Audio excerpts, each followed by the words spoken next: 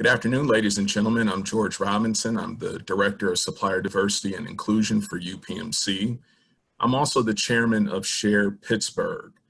On behalf of our Planning Committee, represented by corporate and community partners, including UPMC, Webec East, the African American Chamber of Commerce, PNC Financial Services, Allegheny County Department of Equity and Inclusion, the Eastern Minority Supplier Development Council, the North American Veteran-Owned Business Association, Rivers Casino, the City of Pittsburgh, and Highmark Health.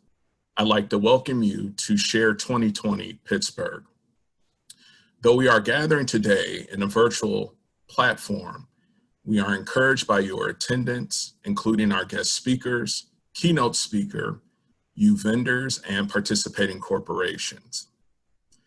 As we are all aware, 2020 has been a year of challenges and opportunity, with deeper questions surrounding the relationship across our corporate and community interactions with diverse and disadvantaged communities, especially those inclusive of diverse vendors.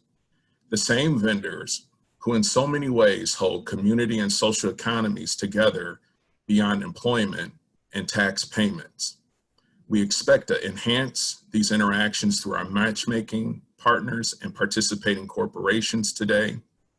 And it is our goal to forge new relationships to further solidify existing relationships where possible. All these for the betterment of all of our communities we are a part of today. Let me first welcome to the virtual platform the Honorable Rich Fitzgerald, County Executive for Allegheny County, with opening remarks. County Executive. Thanks, George. Appreciate that. And as you indicated, this is a challenging time and a challenging year for all of us, regardless of what activity, what business, what organization we belong to. But I'm glad we're continuing the share meeting that we have every year. I know we've missed being together and being in contact with each other, because really one of the things this group is good at is connecting people, and obviously physically connecting people is very important as well. But virtually, it's the world that we live in 2020 for the last 6-7 months. So we still share the goals that we've had, and I know the mayor as well and I are very, very committed to making sure that Pittsburgh and the Pittsburgh region is a community that all are welcome, and all are welcome to have opportunities to maximize their talents and their abilities to reach their potential. And obviously the businesses that people start and people work in, and the organizations that they work in that join this activity are part of a broader goal of Pittsburgh being inclusive, Pittsburgh being a Pittsburgh for all, that all have those opportunities. And I know in our organization, Lisa Edmonds at our Equity and Inclusion Department, as well as our Economic Development, Lance Chimka, and all the various departments that are under County Manager McCain, this is something that we embrace and that we are committed to. And during my 9 years as County Executive, it's something I've always participated in and want to continue to move forward in those directions. But it only happens, what we're good about in Pittsburgh is cooperating and working together.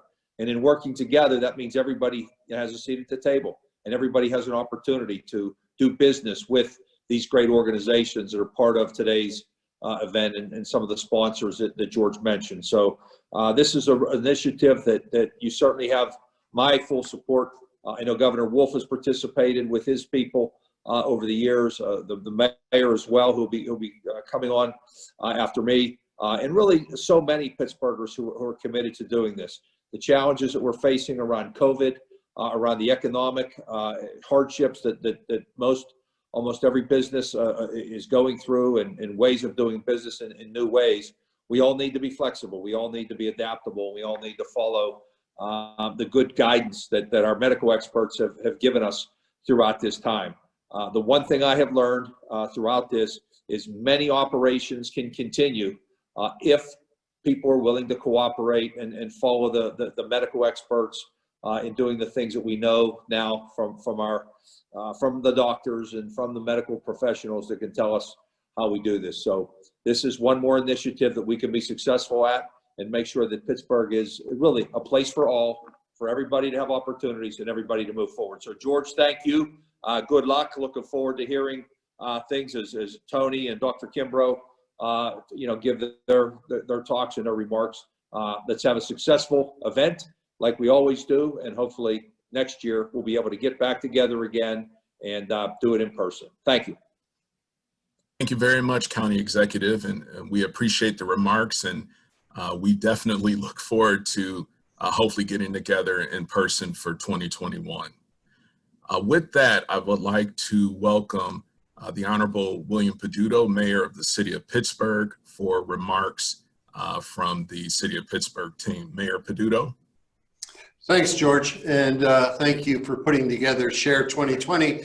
Even though we can't be together, it's nice to be able to at least continue this virtually, and realizing, that this very program now, it's been around several years, was a direct result from CEIR and the efforts led by BPEP and folks like Tim Stevens, understanding that there needed to be further dialogue when it comes to contracts and the ability to make sure that everyone is being given a fair opportunity. Now, 2020 has provided us challenges. There's no doubt about it. On one side, we've seen what happens in a global pandemic when there's a breakdown with a supply chain. And on the other side, we've seen the challenges of trying to create a more equitable nation. A nation where we understand that disparity is real through science, through numbers, where it can be shown and proven.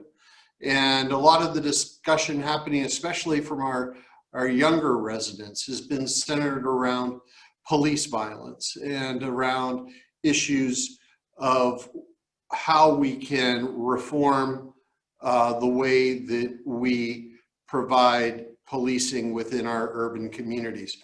However, if you go into those communities and you talk directly with people, especially those who are older, what they'll tell you is the number one issue is the economy. It's jobs, it's opportunity.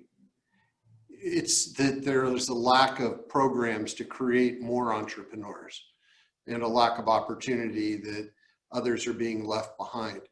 What we're dealing with are issues that come around those two separate crises. One, a crisis of a health epidemic on a global basis. The second, a national call for a more equitable economic system in our country, which will require systemic change. These are the greatest opportunities that we have had probably since the later part of the civil rights movement in order to actually make real change happen. And real change can work off of both. It's that understanding that a lot of the products or services that we relied upon on a global basis during a pandemic are not available, and that we have to grow our own service and goods industry within our own country in order to be able to become more resilient. At that same time, this is the opportunity to provide more of an economic opportunity to those who are systematically denied it, whether it was through redlining, whether it was through housing opportunities after World War II, or whether it was in the post-industrial growth that we saw happening after the 1990s, but only for some and not for all. We have the opportunity to correct our mistakes, and we have the opportunity to build out a growing economy post-COVID that will have more people involved. Now, it's not only a challenge of using the right bait and being able to cast in the right spot, but it's also the challenge of how many rods you have in the lake. the ability to expand opportunity for those that already have businesses, and the opportunity to increase the number of minority and women-owned businesses within our city and with our region is real. Share 2020 has the opportunity to help to steer us in that direction. As we see a country divided and a world divided, and it seems to be dividing even more because of social media and the way that it's created, let this be the opportunity to help bring us together with tangible solutions that can be implemented. And as we start to get ready to exit COVID, let us have that opportunity for an expanding economy right here in the city of Pittsburgh that benefits all.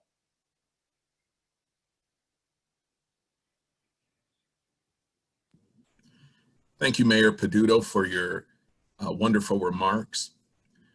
Ladies and gentlemen, we'll continue with our program with reflections from someone that is near and dear to many and probably known by all on this panel. I'd like to welcome Ms. Toni Silva Jeter to our platform to offer some reflections of her experiences as well as her forecasts for the diverse vending community. Toni, the floor is yours. Good afternoon. It is my distinct pleasure to provide reflections as it relates to share. I want to emphasize that I am not speaking on behalf of UPMC.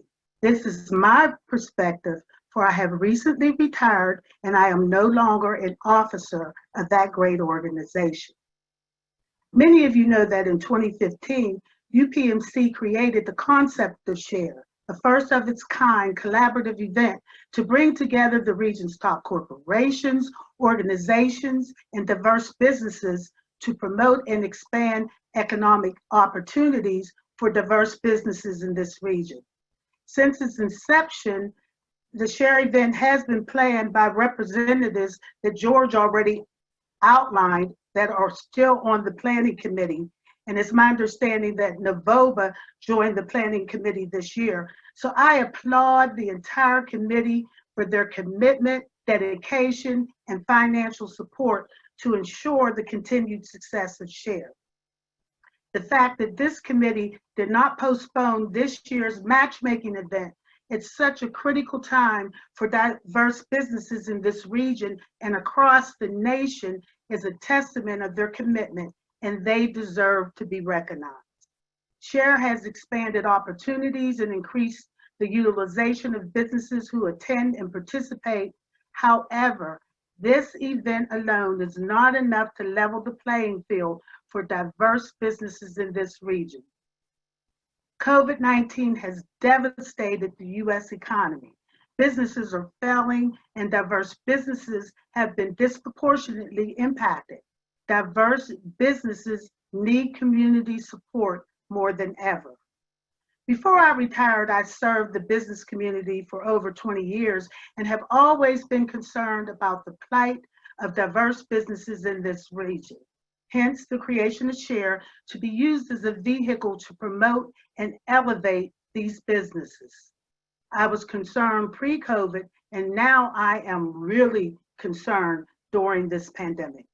So I asked the question, what is being done in the greater Pittsburgh region to help small, diverse businesses navigate the COVID-19 crisis? What decisions are being made in the private and public sectors to address the long-term needs and to ensure sustainability and success of these businesses?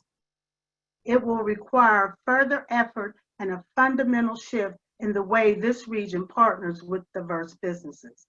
Over the years, the mayor and the county executive have been very supportive of SHARE. They have been gracious, they attend and provide remarks as they have done today, and both the city and the county provide financial support for this event. However, as leaders of the region, they must deal with the economic disparities and inequities, particularly as it relates to diverse businesses. Do you know that the Allegheny Conference on Community Development has over 300 members and approximately 120 are corporations? Over the years, SHARE has reached out to engage the conference to no avail. 32 corporations participated in SHARE 19 compared to 22 in 2015. So progress has been made. However, imagine the progress that could be made if 32 additional corporations signed up to participate.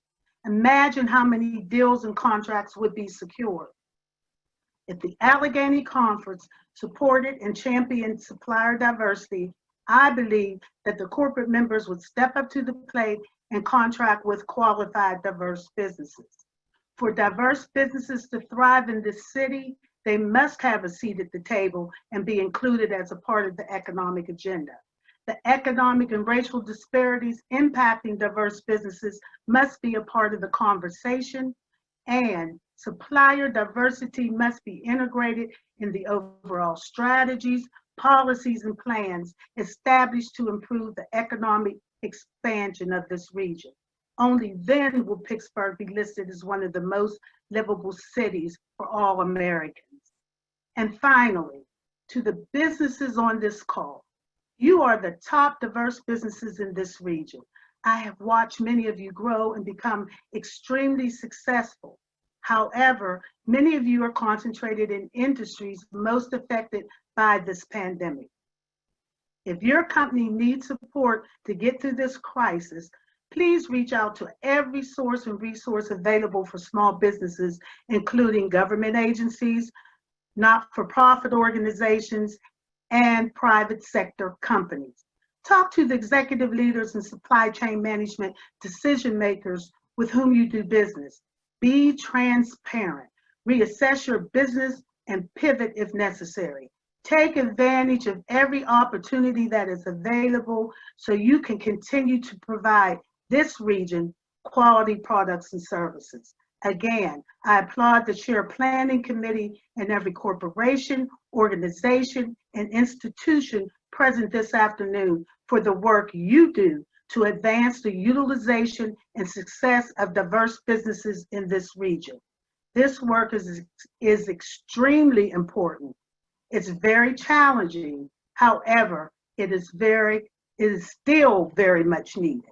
Thank you and have a successful matchmaking event.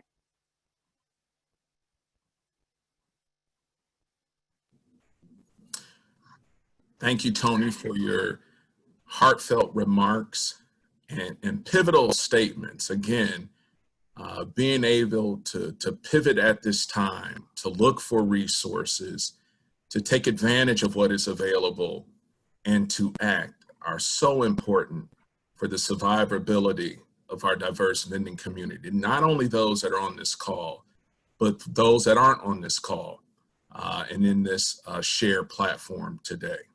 Thank you so much, Toni. And now moving on to our keynote address, which I just let Dr. Kimbro know I was going to give a very simple but warm introduction to Dr. Kimbro. Dr. Kimbro, whose bio can be found on our SHARE website, is currently in the administration of Clark Atlanta University within their business school. And he was also an instructor in one of my executive education programs that I finished in 2019.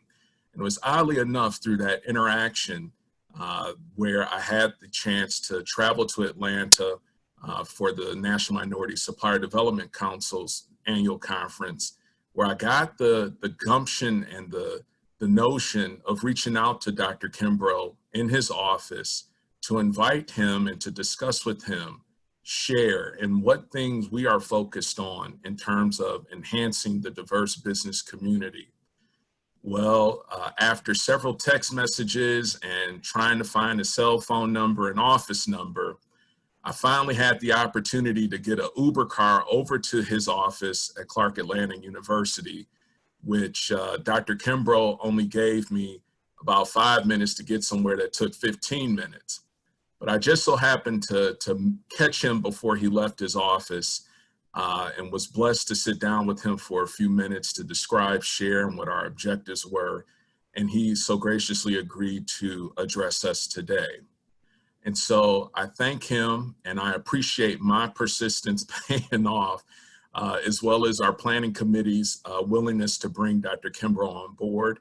And with that, I'd like to welcome Dr. Dennis Kimbro to our virtual stage. Dr. Kimbro. George Robinson, thank you very much. To your fine team, Mr. Mayor, Bill Peduto, Rich Fitzgerald, and Toni Silva. Thank you very much for those, those comments, and to all the corporate partners that allowed this necessary conference to occur. I salute you. Why? Because you're making a difference.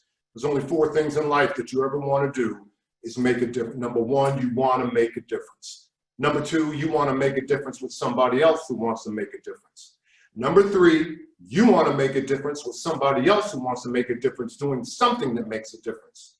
But number 4, you want to make a difference with others who are making a difference doing something that makes a difference at a time when it makes all the difference in the world. And obviously, this is the time.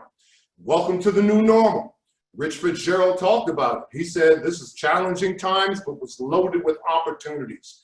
LinkedIn, one of the social media platforms, even came up with attributes of how we can navigate in this new normal, because this new normal is not going anywhere, not anywhere for the time being. And those who jump on and get and have these points of, attributes, skill sets in their toolbox will be so much further down the road. Top of the list, adaptability. And we discussed adaptability. I heard that. And what is that? That's being certain in uncertain times. You will either change or you're going to be changed by change. But those individuals who are driven by their due north, exactly what they want to do and know what they want to do, will be far ahead of the curve. Number 2, collaborative tools. All right, so we're on a Zoom call right now. But do you know Microsoft Teams? Do you know all the particular collaborative tools within the Google platform? If we were in an academic setting, do you know Canvas? Do you know Verge? Do you know Google Classroom? Do you even know Schoolology? You know, I have a sign in my classroom that reads, if you don't read, if you don't study, if you don't grow, if you don't develop, if you don't go to the conferences, if you don't go to the workshops, if you don't go to the seminars, if you don't sit in the front row, in the first seat, and take good notes, another student will. And the day that you meet that other student, you lose. So collaborative tools. Number 3 is creativity. You know, preparing for this conference in my remarks, and I only got 20 minutes, less than that now, I'm taking a shower. And while I'm in the shower, I got 50 million different ideas of what I wanted to say, the points I wanted to emphasize. Creativity is the key, but you also need innovation. The average individual in our society gets 4 ideas a year, any one of which will make them financially independent. But if you don't have innovation, and what is innovation? The ability to execute those ideas will just go by the wayside. Number 4, emotional intelligence. Oh my goodness. I teach executive leadership, and this is the hallmark, the centerpiece of executive leadership, emotional intelligence, or like Malcolm Gladwell said, any problem can be solved if only enough people care. And when he said any problem, he meant any problem. Homelessness, unemployment, you're in a food desert, you know, lack of quality schools, any problem. Emotional intelligence is the hallmark of leadership. It's called empathy. It's called compassion. And just like that Outback steak commercial where you can't fake steak, well, look, damn it, you can't fake caring. I guess Maya Angelou said it best. For years from now, people won't remember what you said. They won't remember what you did, but no one will ever forget how you made them feel. And then last but not least, persuasion. In other words, you know, communication skills. Can you tell your story, and can you tell your story well?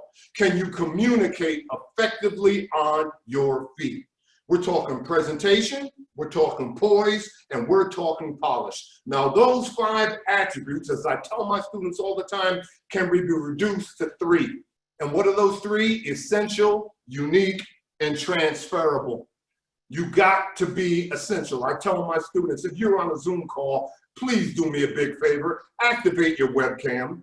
You know, activate your mic. Show people that you are essential, because everybody in this classroom has taken a management principles class, and everybody in my classroom has taken at least 2 accounting classes. So we know that if you're an employee in corporate America, you're a cost. And what is the #1 rule of management? It is to reduce costs. Show people that you are essential. And no one was more essential than Benjamin Mays in 1944, when there was a knock on his door and 2 individuals stepped in, a middle-aged man and a 15-year-old child.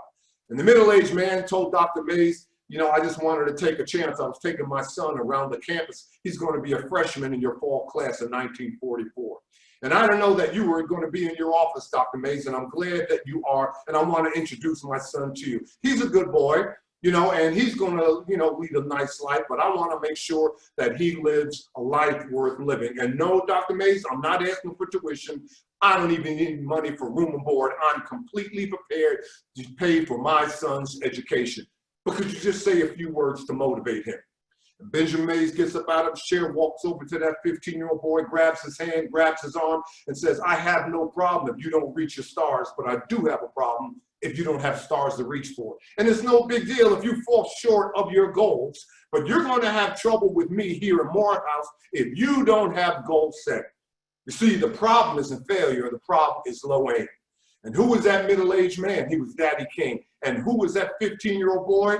He was Martin Luther King. And what do we know about Dr. King? He was essential, unique, and transferable. Well, I bring you greetings from my school, Clark Atlanta University, as George alluded to. I've been on the faculty for more than 25 years, and you talk about be unique. Yes, we are unique. Amalgamation, consolidation of 2 schools. Atlanta University, the oldest Black graduate school in the nation, founded in 1865, and 4 years later, Clark College, founded in 1869. Now, everybody on that campus knows my classroom. Why? Because I got a sign on my door that reads, if you don't want to work hard, you don't belong here. And if you don't want to lead, and that's what we need in this environment, particularly in minority supplier environment, if you don't want to lead, under no circumstances, walk through my door. Then if you have the courage, if you have the temerity, if you have the self-esteem to actually walk into my classroom, there's another sign on the wall that reads, mediocrity is not the standard in this class. Now look, damn it, you can be mediocre someplace else, but you can't be mediocre here. Now who in the world taught me that? Well, I had a couple of interviews, had a couple of conversations, spent quality time with Rachel Robinson, Jackie Robinson's widow. And I asked her, I said, Miss Robinson, what was it like being married to the man who broke the color barrier in baseball? And she said, Jack only lived by one rule. And I said, what is that? He said, excellence is the norm, not the exception. Excellence is the norm, not the exception. When you are the best at what you do, and I don't care what it is, 2 things you never have to worry about. Number 1, you never have to worry about employment. And number 2, you never have to worry about income. Why? The marketplace will seek you out. So to cut to the chase, what do we know about leaders? Well, leaders solve problems. Leaders solve problems. And that's the hallmark of where we are right now between diversity and inclusion. Leaders solve problems. Diversity is about demographics. Diversity is physical. Diversity is race, color, income, where you were born, the level of your education. But inclusion, it isn't physical. Inclusion is spiritual. Inclusion says, I hear you, I see you, I value you, and you matter. Well, that's the heart of leadership. And what do we know about leaders? Leaders are driven. If I asked you what you do for a living, would you tell me it's a job? Would you tell me it's employment? Would you tell me it's a career? Or would you tell me it's a mission to something greater? Well, I hope you tell me that it's a mission, because if it's a mission, then it leads to purpose. And if it's a purpose, it leads to passion and conviction. And George knows this because he was in my class. What do we know about passion and conviction? Passion and conviction can never be defeated. The passionate, convicted mind can never be defeated. If the passionate, convicted mind could be defeated, there would be no Bill Gates. There would be no Warren Buffett. There would be no Steve Jobs. There would be no Richard Branson. There would be no Oprah Winfrey. On and on and on. Number two, the work is a calling. You know, Steve Harvey spoke in my class years ago. I had spent about a half a day interviewing him. And what did Steve Harvey tell me and tell my students? Your career is what you're paid for, but a calling is what you're made for. You know, you just do what you're expected to do and you get a paycheck. But you go above and beyond what you're expected to do, and look, damn it, you get opportunities. You get opportunities. What's the most tragic event in life? The most tragic event in life is not death. The most tragic event in life is to be alive and not know why. Number three, not an easy path. Like I said, either you will change or you will be changed by change. Not an easy path. I mean, you know, the bottom line, I don't care whether you're a corporate climber or I don't care whether you're an entrepreneur. If you're a corporate climber, there's two businesses that you run. If you're, you know, a corporate climber, there are two positions that you hold on to. And if you're an entrepreneur, there's two, you know, businesses that you run. The first business is the business that you are in now. And then the second business is the business that this will become in 5 years. The first job that you ascribe to and that you're called to do, duties and responsibilities, is the position that you're in now. And then your second job is this position that will occur and it'll become in 5 years. Anything can be differentiated. Thank God that we live in a country that rewards different and unique. Now, on the micro level, people will poo-poo, you know, unique and differentiation. They'll laugh at you, they'll scoff at you. Everybody that we look up to, everybody that we're enamored with, everybody that we hold in high esteem, at one time they were ridiculed. But at the macro level, that's when differentiation unique is welcomed with open arms. If you can think outside the box and get over, you know, not an easy path. And look at think outside the box. Right now, there are 21 different ways to market or sell a product or service. 21 different ways to market or sell a product or service. There are 9 different, you know, marketing and buying emotions out there. So you've got to think outside the box and you've got to surround yourself with individuals who also think outside the box. If everybody on your team is thinking like-minded, well, damn it, no one is thinking. And then last but not least, do more than what is expected, and they make things happen. Well, this is the only strategy that works. This is the only strategy that works. Don't you know that Martin Luther King and Steve Jobs used the same strategy to reach their goals and objectives? And there's only 3 critical aspects of the strategies. Number 1, tell me where we are. Number 2, tell me where we can be. And number 3, make it that way. Dr. King, tell me where we are.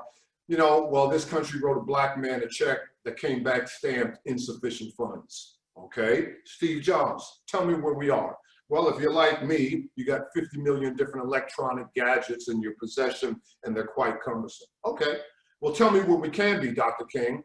Yeah, well, this country wrote us a check that came back marked insufficient funds, but I had a dream that my 4 children one day would be judged by the character and not the color of the skin. Great, Steve Jobs, tell me where we can be.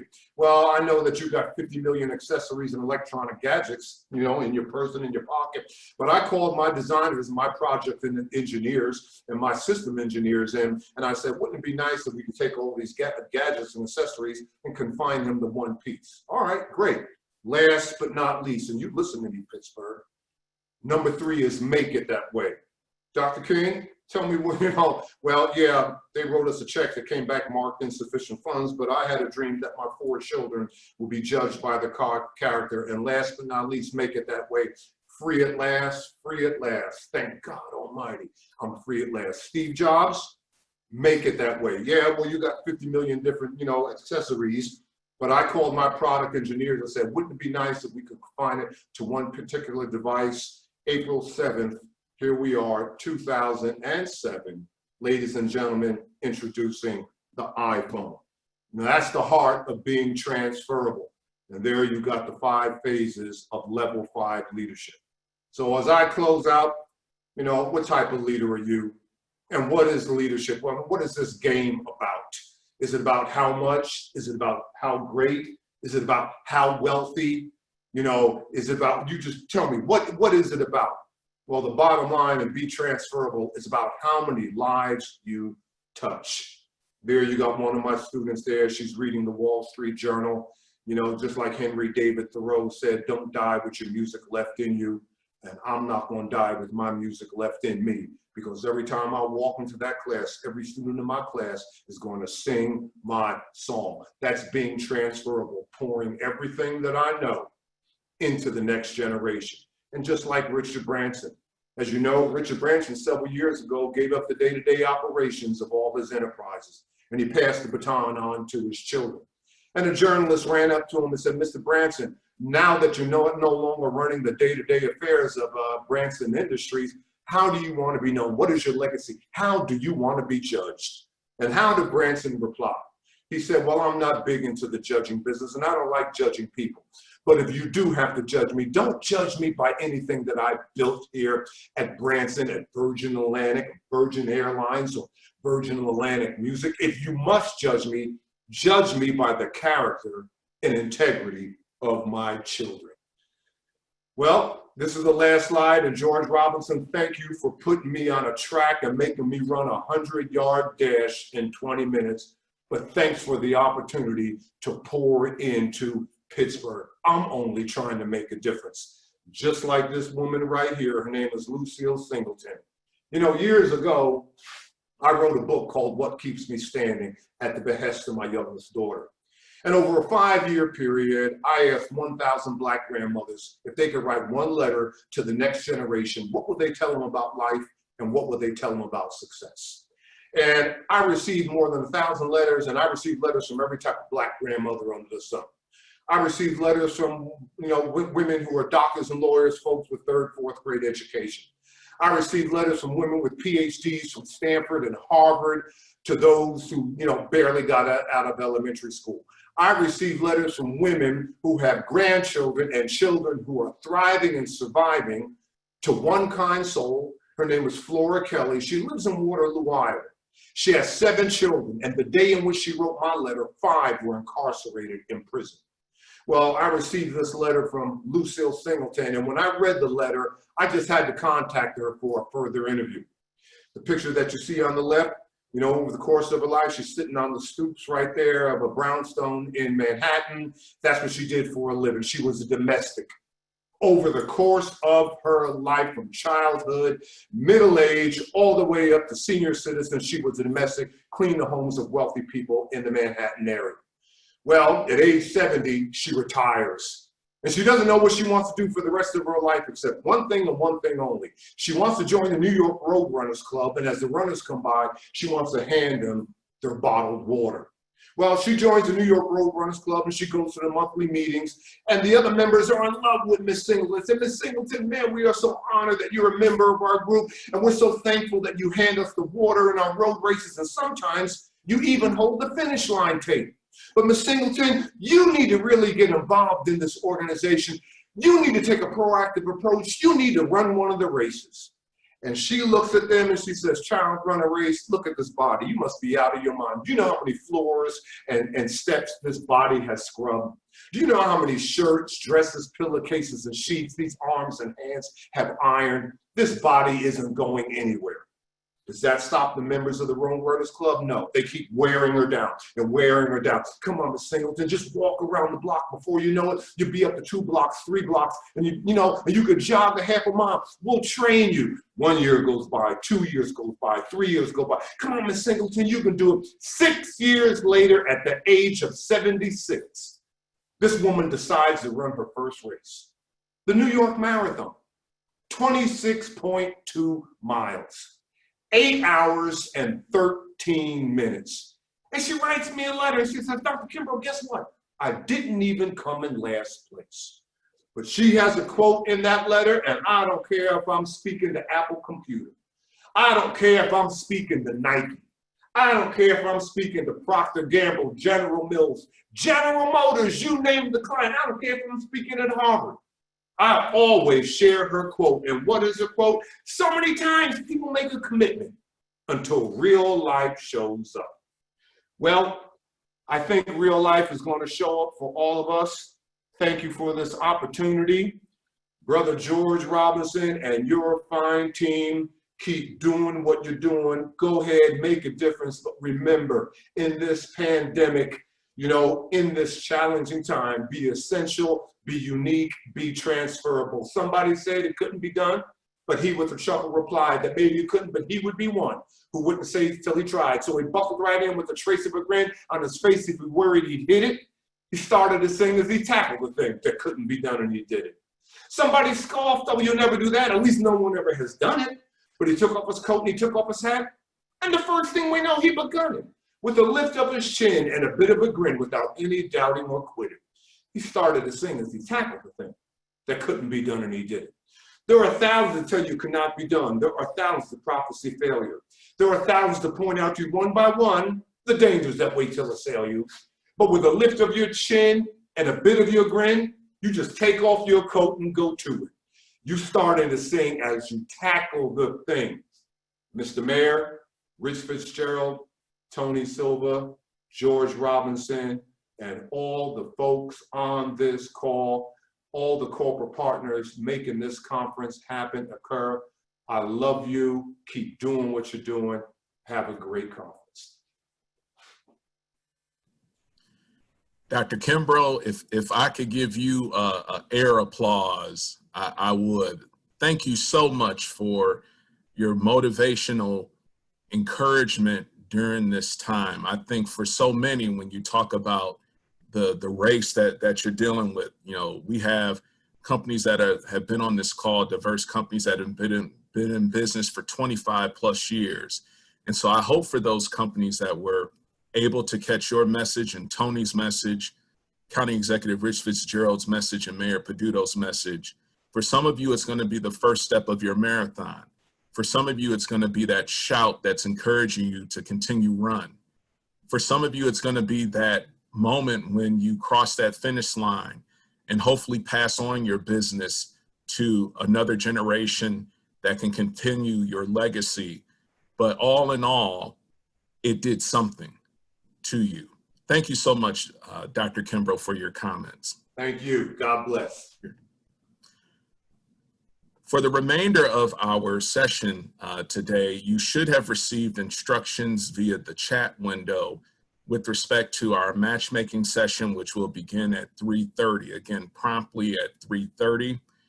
For those of you that are not able to see your chat, the instructions include logging on to our share pgh.mbmapp.com. That's the website where you registered. You can visit that website or click the link in your confirmation email with respect to your matchmaking session. With that, if you log on through the website and not the magic link that you received via email, you can go to my schedule through the website. The Join Virtual Room button should be enabled on your screen during the current meeting time that you have registered. Most important, if you experience any difficulties or technical problems, you will have access to My Business Match's chat support system, or you can call area code 381-9633. Again, that's 212-381-9633. If you have any technical issues, they will be more than glad to walk you through getting you to your assigned matchmaking appointment with the corporations that are waiting. Please review your email instructions as well. So again, all of this information you should have received. It's also shown in our chat window. We like to be thorough in order that our diverse businesses can take full advantage of the time that you have with our participating corporations. Most important, after 2 minutes, if the scheduled supplier, and this is for the buyers that are on our call, if the scheduled supplier is not in the virtual meeting with you, we will call the supplier. If they don't answer, the meeting will be canceled. So again, for buyers, give them a 2-minute grace period. Fortunately, We're finishing early today, so that should give everyone time for restroom break, water breaks, etc. Please be on time. If anything that this message should have motivated you to, that's be on time for your matchmaking sessions. And then finally, log off when your meetings are complete. Each meeting will have its own email confirmation with the magic link to the specific meeting. Again, for all of our guests, we want to thank you for participating in our general session for Share 2020 Pittsburgh. Again, I'd like to thank our host committee, all of our corporations, civic organizations, membership organizations that help sponsor this, and a special thanks to the Poise Foundation, who served as our fiscal sponsor for this event. Without you, we would not be able to put this event on. And so in closing, again, though we are dealing with unusual times, being adaptable, being collaborative, showing creativity, having the emotional intelligence, and having the ability to persuade, all these key attributes will be so important this afternoon during our matchmaking session. Again, I'm George Robinson, Director of Supplier Diversity and Inclusion with UPMC. And on behalf of our host committee and our partners, I want to thank you for participating in our Share 2020 Pittsburgh General Session. Again, matchmaking sessions will begin at 3:30. I want to wish everyone luck and Godspeed throughout the rest of this year. Thank you very much.